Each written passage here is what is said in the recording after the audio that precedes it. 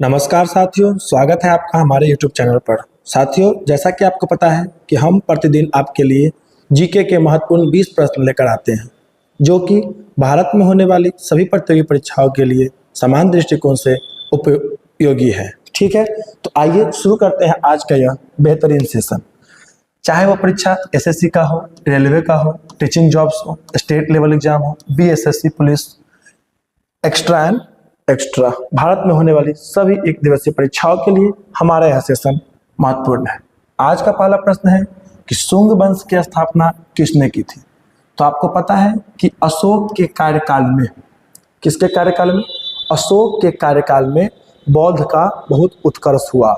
बौद्ध के उत्कर्ष से आहत होकर पुष्यमित्र शुंग ने ब्राह्मण वंश की स्थापना की। किस वंश की स्थापना की? तो ब्राह्मण वंश की स्थापना की।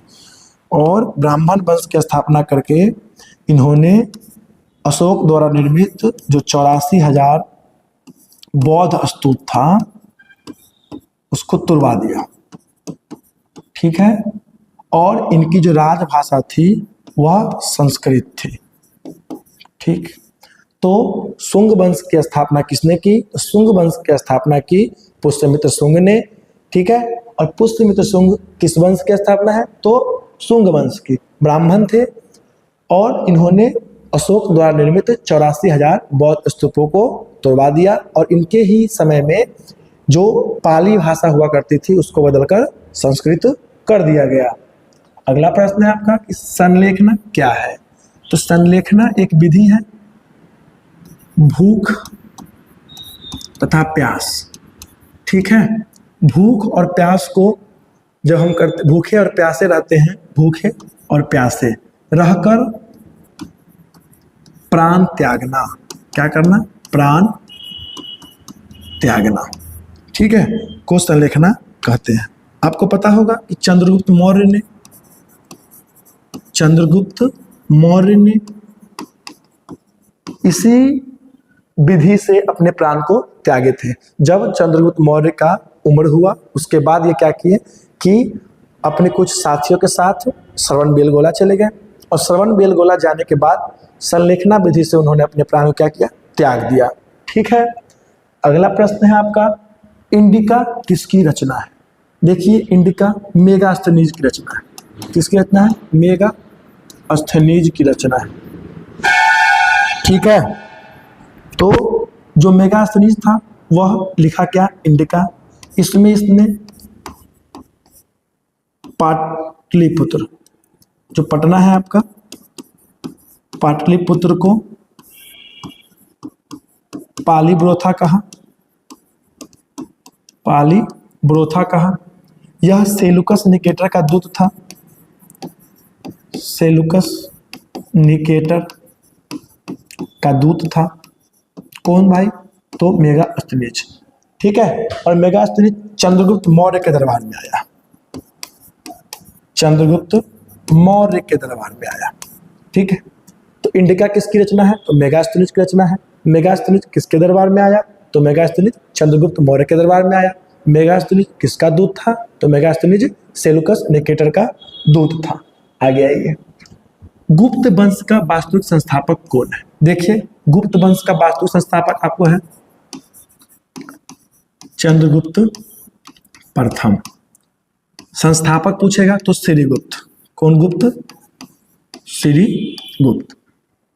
गुप्त वंश को भारतीय इतिहास का स्वर्णिम काल कहा जाता है। इसमें सर्वाधिक सोने के सिक्के चलाए गए। गुप्त वंश का स्थापना श्रीगुप्त के द्वारा किया गया, लेकिन इसके वास्तविक संस्थापक कौन है? तो चंद्रगुप्त प्रथम है। आगे आइए, नागानंद, प्रियदर्शिका, रत्नावली। नागानंद, प्रियदर्शिका और रत्नावली किसकी रचना है?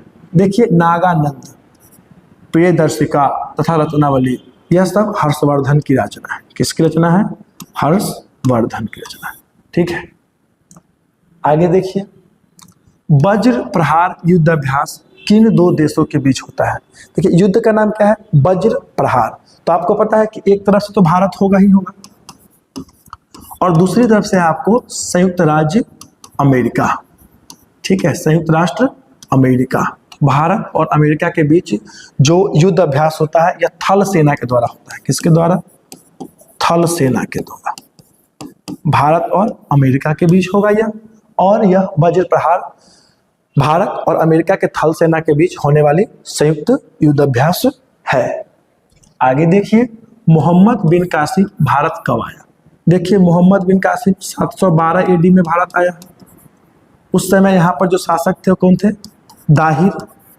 ठीक, दाहिर की 2 पुत्री थी, सूर्यमला और परिमला। परिमला, ऐसा कहा जाता है कि उस समय जो सूर्यमला और परिमला थी वो बहुत ही सुंदर कन्या थी, जिसको मोहम्मद बिन कासिम ने यहाँ से क्या किया? हर के ले जाने का कार्य किया है। ठीक है, बहुत सुंदर कन्या थी। आगे देखिए, नालंदा विश्वविद्यालय की स्थापना किसने की? तो नालंदा विश्वविद्यालय आपको पता होगा कि नालंदा में है। कहाँ पर है जी? नालंदा में। इसकी स्थापना गुप्त वंश के शासक कुमार गुप्त ने की। कुमार गुप्त ने की। इसको नष्ट करने का काम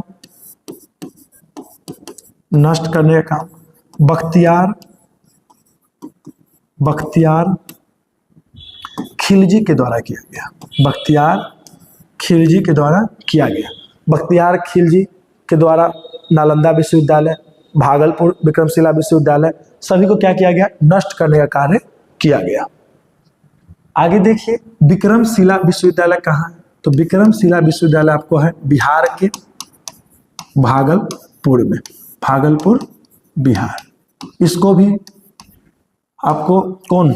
ये था बख्तियार खिलजी। इसको भी नष्ट करने का काम किया। शिक्षा को बहुत चोट पहुंचाया। इस सब आके जो भी बड़ा बड़ा यूनिवर्सिटी था उसको तोड़ने का कार्य किया।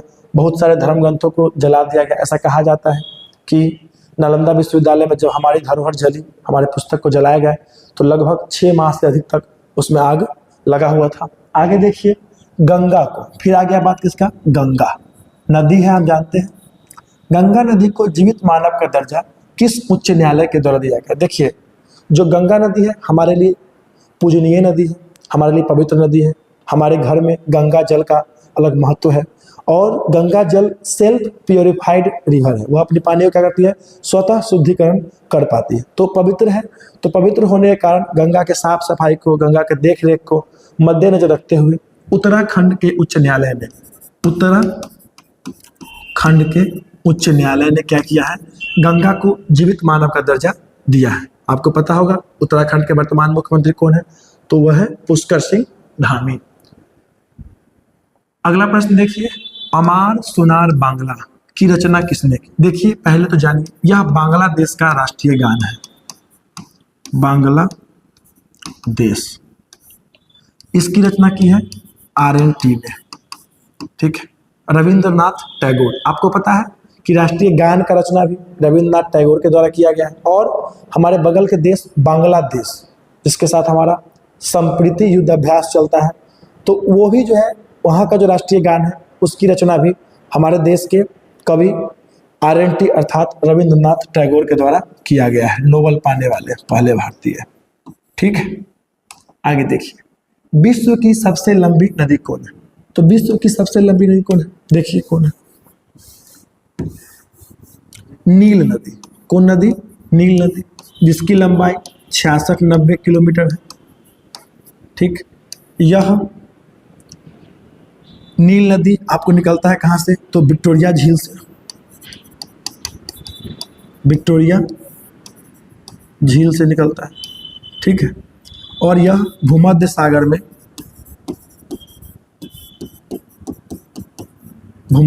जाके क्या होता है? मिल जाता है। आगे देखिए, बंगाल विभाजन कब हुआ? तो बंगाल विभाजन आपको कर्जन के कार्यकाल में। किसके काल में? कर्जन के कार्यकाल में। ठीक है, 1905 में। देखिए, इसी बंगाल विभाजन के समय रविंद्रनाथ टैगोर के द्वारा अमार सुनार बांग्ला गीत का रचना किया गया। ठीक है, कब हुआ है? 1905 में, और लॉर्ड कर्जन के द्वारा। कांग्रेस का नामकरण किसके द्वारा किया गया? आपको पता है, 27 दिसंबर 1885 को इसका गठन हुआ है। ठीक है, और दादा भाई नौरोजी नौरोजी, दादा भाई नौरोजी क्या किए हैं सब?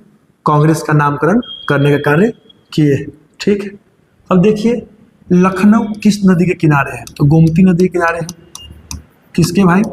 गोमती नदी के किनारे है। निशान ए पाकिस्तान क्या है? देखिए जैसे अपने यहाँ क्या है? भारत रत्न, भारत रत्न क्या है? भारत का सर्वोच्च पुरस्कार है। वैसे ही निशान ए पाकिस्तान, पाकिस्तान का, पाकिस्तान का सर्वोच्च नागरिक पुरस्कार है। ठीक है, निशान ए पाकिस्तान, निशान ए पाकिस्तान। आगे देखिए कर्क रेखा किन किन राज्यों से गुजरती है? तो कर्क रेखा का बात करते हैं हम लोग, तो यह 8 राज्य से गुजरती है। कितने राज्य से? 8 राज्य से। गुजरात, राजस्थान, मध्य प्रदेश के बाद आपको छत्तीसगढ़, छत्तीसगढ़ के बाद झारखंड, झारखंड के बाद वेस्ट बंगाल, वेस्ट बंगाल के बाद मिजोरम, सॉरी पहले त्रिपुरा ना, त्रिपुरा और फिर आपका मिजोरम। तो देखिए गिनती करेंगे इसको तो आपको 1 2 3 4 5 6 7 और 8 जो क्रम है यह है आपका पश्चिम से पूरब की ओर। ठीक है, गुजरात, राजस्थान, मध्य प्रदेश, छत्तीसगढ़, झारखंड, वेस्ट बंगाल, त्रिपुरा और मिजोरम। इसमें आप देखेंगे तो कुछ और बात जानने की योग्य है। राजस्थान में सबसे कम, सबसे कम, और मध्य प्रदेश में सबसे ज्यादा। ठीक है, सबसे कम कर्क रेखा कहाँ से गुजरता है? तो राजस्थान से, और सबसे ज्यादा कहाँ से गुजरता है? तो मध्य प्रदेश से। आगे देखिए बक्सर, सॉरी बक्सर लिखा है, बक्सर का युद्ध कब हुआ? तो यह हुआ आपको 1764 में। ठीक है, 22 अक्टूबर 1764 में। ठीक, संयुक्त सेना के बीच हुआ और मुनरो के बीच। इसमें मुनरो का क्या हुआ था? विजय हुआ था। कलकत्ता की स्थापना किसके द्वारा की? देखिए 3 गांव, 3 गांव, गोविंदपुर, गोविंदपुर, कलिकाता और सूतानाती, सूतानाती को मिलाकर जॉब चरनौक के द्वारा, चरनौक के द्वारा कलकत्ता शहर का स्थापना किया गया। ठीक, गोविंदपुर, सूतानाती और कलिकाता तीनों वो गांव था और तीनों गांव को मिलाकर जॉब चरनौक के द्वारा कलिकाता नामक शहर की स्थापना की गई। 20वां और आज का अंतिम प्रश्न, भारतीय इतिहास की झलक किस पुस्तक से मिलती है? तो राजतरंगिणी से। किससे मिलती है? राजतरंगिणी से। राजतरंगिणी की रचना कौन किया है? तो कलहन ने किया है। किसने किया है? कलहन ने किया है। यह थे आज के महत्वपूर्ण 20 प्रश्न। हम आशा करते हैं कि यह 20 प्रश्न आपके आने वाले प्रतियोगी परीक्षाओं के लिए उपयोगी होगा। आपको यह सेशन अच्छा लगा होगा। धन्यवाद।